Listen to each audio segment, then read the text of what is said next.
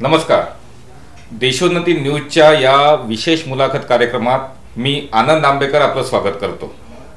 आज देशोन्नतीच्या स्टुडिओत आलेले आहेत भारतीय जनता पार्टीत एक कार्यकर्ता म्हणून काम करणारे, कुठल्याही पदाची अपेक्षा न बाळगता सतत कार्यरत राहणे, लोकांच्या गराड्यात राहणे आणि आपल्या भागातील लोकांच्या सुखदुःखात सातत्याने सहभागी होणे हा त्यांचा मूळ स्थायी स्वभाव.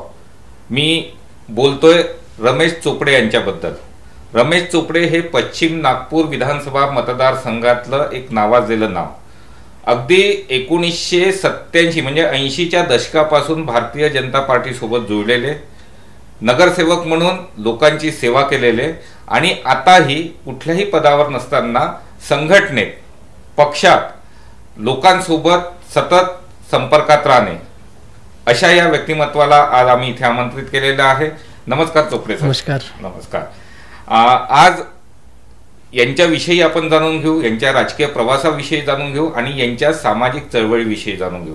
तर चोपडे सर, माझा पहिला प्रश्न तुम्हाला असा आहे की आपण राजकारणात प्रवेश कसा केला? म्हणजे विद्यार्थी दशेपासूनच आपल्याला चळवळीची किंवा राजकारणाचं आकर्षण होतं किंवा चळवळीच्या माध्यमातून तुम्ही राजकारणात आलात? 1985 मध्ये मी BSc मध्ये असताना मी निवडणूक लढली होती इस्लाम कॉलेजमध्ये आणि ते निवडून आलो होतो. अच्छा.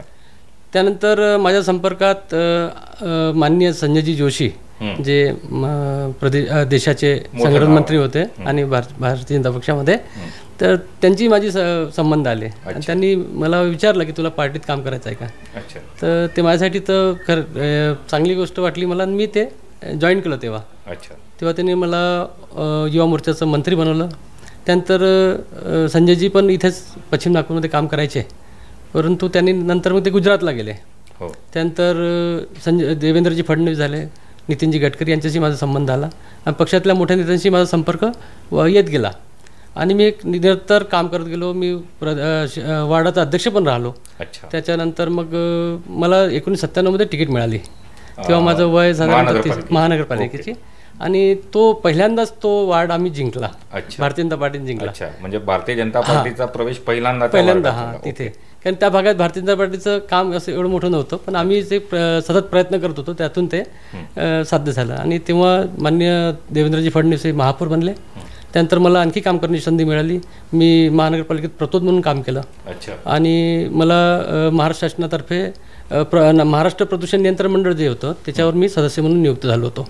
तर त्याच्यावरही मी काम केलं आणि 2002 मध्ये महिला झाल्यामुळे मी ती सीट मी लढलो नाही. तेव्हा माझ्या पत्नीचा विचार करण्यात आला होता, पण माझं जस्ट लग्न झालं होतं, माझी मुलगी छोटी होती, त्यामुळे मी ते नाही म्हटलं कोणत्या दुसऱ्या कार्यकर्त्यांना द्या म्हणून मी त्यांना सांगितलं. बरं, नगर म्हणजे महाविद्यालयीन राजकारणातून आपण मग सरळ भारतीय जनता पक्षात प्रवेश केला आणि त्यानंतर टप्प्याटप्प्याने भारतीय जनता युवा मोर्चा असं म्हणजे संघटनेत काम करण्याची संधी मिळाली आणि त्याचं फळही तुम्हाला मिळालं. तुम्ही नगरसेवक बनलात 1997 मध्ये, बरोबर? या नगरसेवक पदाच्या काळात म्हणजे तो पहिला अनुभव कुठल्या तरी संस्थेवर, स्थानिक स्वराज्य संस्थेवर जाणं आणि कारण की महानगरपालिका म्हटलं तर लोकांची डायरेक्ट संपर्क असणारी संस्था म्हणजे महानगरपालिका.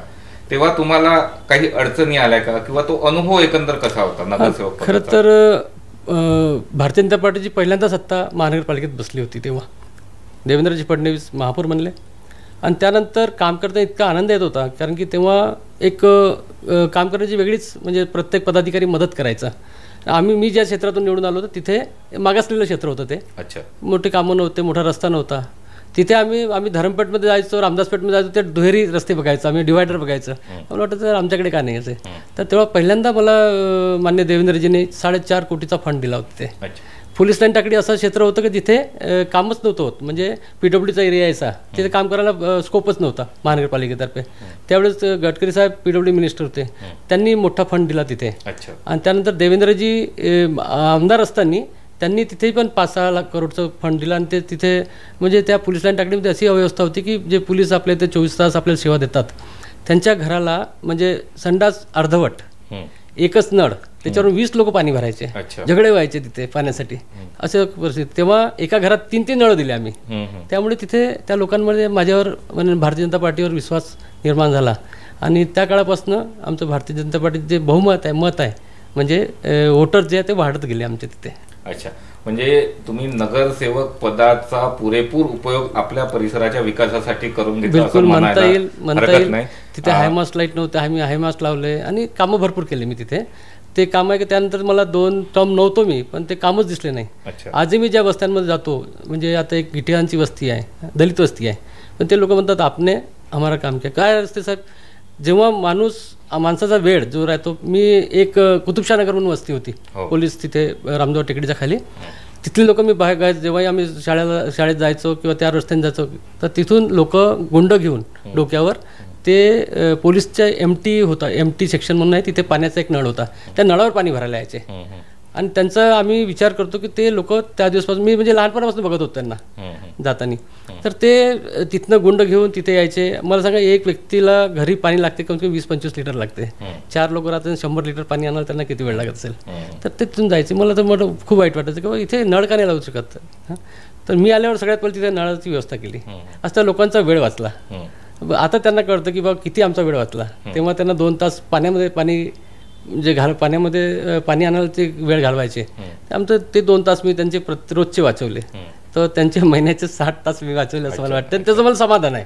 तिथे समाधान आहे. नगरसेवक पदा म्हणजे मला वाटतं आता जवळपास 15 वर्षाचा कालावधी झाला असेल तुम्हाला. नगरसेवक म्हणजे कुठलंही पद नाही सत्तेतलं, परंतु तुम्ही वेगवेगळ्या संघटनांच्या माध्यमातून, तिरळे कुणबी संघटना असेल किंवा पक्षाची संघटना असेल, ओबीसी संघटना असेल, या वेगवेगळ्या संघटनात काम करत आहात. तर तुमचा तो लोकांचा संपर्क अजूनही तसाच दांडगा आहे का जेव्हा नगरसेवक पदाच्या काळात होता? नक्कीच त्याच्यापेक्षा जास्त वाढलेला आहे, कारण की मी काम कुठे बंद केलेलं नाही. अच्छा, पक्षाने पद दिलं तर ठीक आहे, नाही दिलं तर मी कधी मागायला जात नाही. कधी तिकीट मागायला कधी म्हणजे मी जातो आणि मला तिकीट पाहिजे असं काही माझं आहे ना, कारण तिथे माझ्याशिवाय पर्याय नसते. आणि मी असलो की ते जास्त होते की मी जेव्हा लढलो तर मागच्या वेळेस मी 2007 मला देवेंद्रजींनी माझा वार्ड लेडीज झाल्यामुळे मला मानकापूर वार्डातून लढवलं. ते माझ्यासाठी नवीन होता. तिथे मी फक्त 97 मतांनी हारलो. त्यानंतर 2012 माझ्या मिसेसला तिकीट दिली होती वैशाली चोपडेला, तर ती पण 85 मतांनी हारली. तो आमचा जो एरिया आहे तर तो असा मिक्स एरिया आहे, त्याच्यामुळे असं भाजपचं तिथं वर्चस्व आहे असातला भाग नाही. परंतु आम्ही इतक्या कमी मार्जिनवर राहिलो तिथे. मागच्या वेळेस मी 2017 लढलो तर मी 68 मतांनी हारलो. आता हाही आमच्यासाठी आज आम्ही लोकसभेमध्ये 1400 मतांनी त्या प्रभागामध्ये मागे आहोत, पण मी 68 मतांनी होतो. तर कुठतरी असं मला वाटतं की आपण जे कामं करतो, वैयक्तिक संपर्क असते, पक्षावर ज्या लोकांचा विश्वास ते वोट करतात, पण ज्यांचं जे दुसऱ्या पक्षातले लोक आहेत तेही आपल्यावर विश्वास करतात. आणि हा संपर्क तुमचा म्हणजे पहिल्यांदा तुम्ही नगरसेवक झाला तेव्हापासूनचा लोकांसोबतचा संपर्क तुमचा आजही चालू आहे. त्यांचे सुखदुःख असेल किंवा त्यांच्या भागातली कामं असेल, प्रत्येकाची कामं असेल, या सगळ्याच्यात तुमचा सहभाग असतो. म्हणजे मला जी माहिती आहे तुमच्या परिसरात पश्चिम नागपूरमधला आणि तुमचा जो प्रभाग आहे त्या प्रभागात तुम्ही सतत म्हणजे असा कुठला व्यक्ती नसेल की ज्यांना रमेश चोपडे हा विषय माहीत नसेल. प्रत्येक राजकारणाची एक मनीषा राहते की कुठलं तरी चांगल्या पदावर जावं आणि अजून चांगलं काम करावं. म्हणजे शिकलेले लोक राजकारणात येत नाही असा आरोप नेहमी होतो, परंतु जर शिकलेले लोक राजकारणात आले, संवेदनशील लोक राजकारणात आले तर कदाचित समाजाचं अजून चांगलं भलं होईल. आपली अशी काही इच्छा आहे का की पश्चिम नागपूरमधनं येणाऱ्या विधानसभा निवडणुकीत रिंगणात यावं? काय झालं की देवेंद्रजी आमचे 2 वेळा आमच्याकडून हे होते आमदार निवडणूक लढली त्यांनी. पश्चिमचे 2 भाग झाले, दक्षिण पश्चिम आणि पश्चिम. तेव्हा मग पश्चिममध्ये कोणी कॅन्डिडेट नव्हते. तेव्हा मी थोडासा प्रयत्न केला आणि माझे संपर्क होताच, तर तेव्हा माझं नाव समोर आलं. आमदारकीच्या रेसमध्ये होतो मी, पण त्यावेळेस सुधाकरराव देशमुखांना तिकीट देण्यात आली आणि मी पक्षाचं काम करणं सुरू केलं तेव्हापासून, म्हणजे पक्षाच्या कामात होतोच. आता यावर्षी पण असं झालं की मागच्या वेळेस आमची सीट हारलो आम्ही, आणि त्यामुळे आत्ताही आणखी अशी पोकळी निर्माण झाली आहे ते की कॅन्डिडेट कोण. आणि लोकांकडनंच मला असंही फीडबॅक येऊन राहिलं की म्हणजे लोक फोन करतात की बा तुम्हारा नाम चल रहा है. तर निश्चितपणे आपण तर प्रयत्नात आहोत, आणि राजकीय पक्षात काम करत असताना तिकीट मागणं हा काही गुन्हा नाही, अधिकार आहे आपला. आपण काम करतो त्याकरता, आणि जर आपण त्या म्हणजे आमदाराच्या रेसमध्ये जाऊन आमदार जर उद्या पक्षाने तिकीट दिली आपण झालो तर निश्चित रूपाने या भागामध्ये लोकांनाही हे राहील त्याचं, म्हणजे लोकांनाही आनंद होईल की बा आपल्यातला कोणतरी आमदार बनतो आहे. आणि तिकीट मिळालं नाही तर तिकीट नाही मिळालं तर आम्ही तर पक्षाचं काम करणार आहे. पक्षाचं काम करू, ज्याला कोणाला पक्षाला वाटते बेईमानी करणार कधीच नाही होणार ते. कारण की माझा आता 1985 पासून 38 वर्ष होते आहे पक्षात काम करतो. इमान इतबारे आम्ही पक्षाची सेवा करतो आणि तिकीट भेटणं किंवा हा काही आमचं हे नसते. पक्षाला जर वाटत असेल की बा हा डिझर्विंग कॅन्डिडेट आहे तर निश्चितच पक्ष देईल आणि पक्षावर पूर्ण विश्वास आहे आमचा किंवा पक्ष चांगला निर्णय करेल. यावेळेस महाराष्ट्रात लोकसभा निवडणुकीत भारतीय जनता पार्टीला फार मोठा फटका बसला. कदाचित काही चुका झाल्या असतील, नेत्यांच्या झाल्या असतील किंवा ज्या काही नियोजनाच्या चुका असतील, ती पुनरावृत्ती या विधानसभा निवडणुकीत घडेल की काहीतरी वेगळा चमत्कार होईल? नाही बघा, लोकसभा आणि विधानसभेचं निवडणुकीचं समीकरण वेगळं आहे. मागच्या लोकसभेमध्ये एक निगेटिव्ह पसरवण्यात आला होता की संविधान बदल देंगे. खरं तर हे मला कळत नाही की मी पण लॉचा विद्यार्थी आहे. याच्यावर माझा एक प्रश्न असा आहे की हे काही असंच निघालेलं नाही. कुठल्या तरी भारतीय जनता पक्षाच्या दुसऱ्या राज्यातल्या नेत्यांनीच हे वक्तव्य केलं होतं आणि त्याच्यातून हा सगळा नॅरेटिव्ह समोर आला. काय होतं साहेब, आता पक्षामध्ये पक्ष मोठा झाला आहे, पक्षात येणारी संख्या आहे. आता काँग्रेसचे लोक पक्षात येतात, मग वेगवेगळ्या पक्षातून आलेले आता त्यांचं ते काय बोलण्याच्या ओघामध्ये काही बोलून जातात. पण खरं तर ही पॉलिसी पक्षाची नाही. बघा, संविधान कोणी बदलू शकत नाही आणि संविधान बदलण्याची गरज नाही मला वाटते, पण संविधानामध्ये सुधारणा करण्याची गरज आहे. कारण की ज्या गोष्टी जनतेकरता हिताच्या नाही आहे तर ते बदलण्यात आल्या पाहिजे, हितकारी केल्या पाहिजे, काळानुरूप बदललं पाहिजे. आज ओबीसीचा विषय घेतला तर देवेंद्र फडणवीस असे एक व्यक्ती आहे की ज्यांनी या ओबीसी समाजासाठी भरपूर काही केलं. ओबीसी समाजाची मंत्रालय स्थापन केलं, त्यांना संविधानिक दर्जा देण्यात आला. आज मागच्या वेळेसच आता 44 ओबीसी विद्यार्थ्यांकरता हॉस्टेल निर्माण केलं. इतर समाजांकरता जे समाज आहेत, कुणबी समाज असेल, तेली माडी कुणबी समाज असेल किंवा इतरही मायक्रो ओबीसी ज्याला म्हणतो आपण, ज्यांचं कुठेही आपण नाव घेत नाही अशा लोकांनाही त्यांनी विविध त्यांचे भवन असतील हे असेल त्यांना. आता मी तिरडे कुणबी समाजाचा अध्यक्ष आहो आणि मला 5 करोड रुपये त्यांनी भवनासाठी दिले. त्या अगोदर मला जागा अलॉट केली, त्याच्याकरता 2 करोड 62 लाख रुपये त्यांनी जनप्रतिनिधीच्या माध्यम भरले. तर हे सगळ्या गोष्टी कसं आहे, समाजाला मदत केली त्यांनी.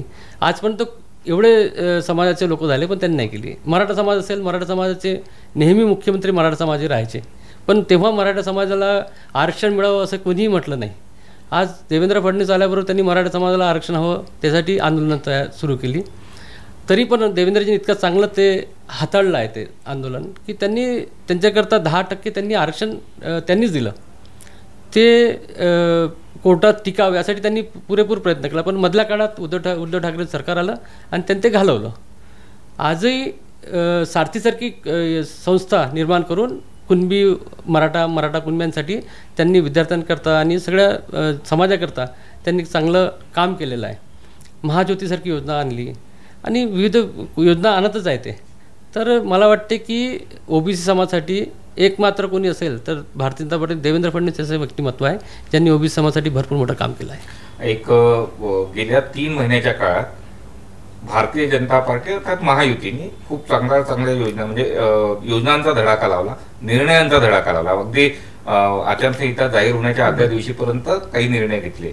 या सर्वाचा फायदा निवडणुकीत होईल असं आपल्याला वाटतं? नक्कीच होईल. कारण की आता लाडली बहीण योजना जी आली आहे तर आम्ही आता फिरणार लोक आम्ही विचारतो तर निश्चित रूपाने महिलांना वाटते की नाही बा हे आम्हाला चांगलं झालं आहे.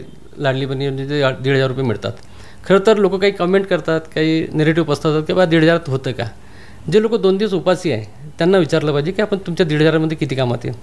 महिन्याभराचं त्यांचं राशन येते त्याच्यात आणि ते कधी उपासी राहणार नाही अशी म्हणजे व्यवस्था सरकारने करून दिलेली आहे. आणि निश्चितप्रमाणे सरकारने जर व्यवस्था केली असेल तर ते त्या ज्यांनी हितासाठीच आहे, महिलांसाठी आहे, ज्यांनी हितासाठी ज्यांना आवश्यकता आहे त्यांनी हे घेतलं पाहिजे असंही मी म्हणतो. निवडणुकीच्या निमित्तानं मतदारांना काय आवाहन करायला आपण?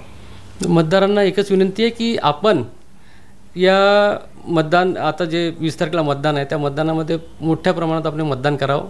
कारण काय होते की जे लोक समजदार आहे ते लोक कुठेतरी सुट्या घेऊन बाहेर फिरायला जातात आणि ही लोकतंत्र आहे. आपलं लोकतंत्रामध्ये मतदान हा सगळ्यात मोठा आपला पर्याय आहे की ज्यामुळे आपण आपलं सरकार निवडू शकतो. जर चांगलं बोलणं आणि चांगलं सरकार आणायचं असेल तर निश्चितपणे आपण मतदान केलं पाहिजे.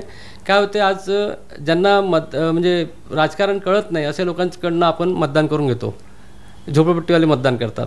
परंतु जे चांगले लोक आहे आणि खूप काही बोलतात राजकारणावर, पण ते मतदानाला जात नाही. तर मला या तुमच्या चॅनलच्या माध्यमातून त्या सगळ्यांना विनंती करायची आहे की आपण मोठ्या प्रमाणात या 20 तारखेला होणाऱ्या मतदानात सहभागी व्हा, अशी मी आपल्याला विनंती करतो. निश्चितच सर. तर हे होते रमेश चोपडे, भारतीय जनता पार्टीत गेल्या 3 दशकापासून सतत कार्यरत असलेले, सामान्यांशी जोडलेले व्यक्तिमत्व. आज त्यांनी देशोन्नती स्टुडिओत वेळ दिला, आमच्या विनंतीला मान दिला, इथे आले आणि आमच्या सर्व प्रश्नांना अगदी परखडपणे उत्तरं दिली, पक्षाची आणि त्यांनी स्वतःची भूमिका मांडली. त्याबद्दल मी पुन्हा एकदा देशोन्नती परिवारातर्फे त्यांचा आभार मानतो. नमस्कार. नमस्कार.